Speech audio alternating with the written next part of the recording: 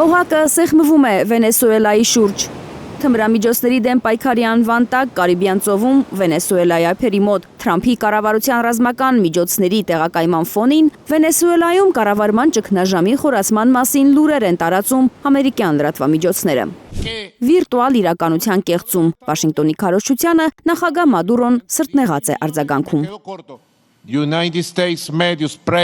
Միացյալ Նահանգների լրատվամիջոցներ, լսեք ինձ։ Միացյալ Նահանգների սոցիալական հաղորդակցողներ, ովքեր այդքան շատ են գրում Վենեսուելայի մասին եւ չգիտեն Վենեսուելան։ Այնտեղ ղեկավարություն կա։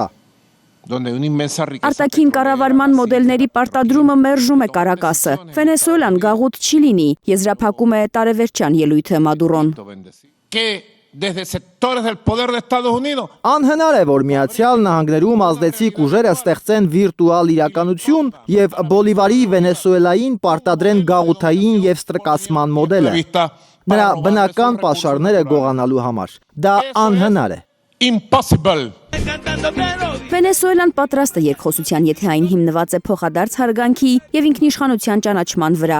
ասում է Վենեսուելայի նախագահը իր կաբինետի նախարարներին վերջին անգամ զգուշացնում։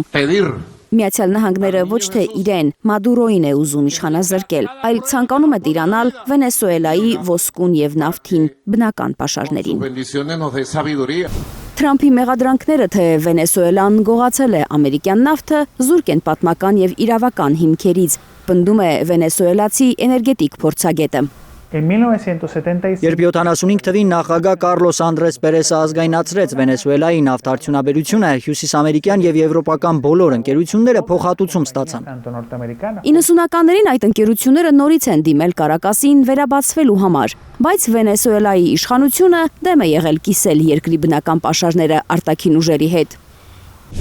Օսվալդո Ֆելիցոլան չի բացառում, որ Միացյալ Նահանգները նավթին տիրանալու համար կներխուժի Վենեսուելա։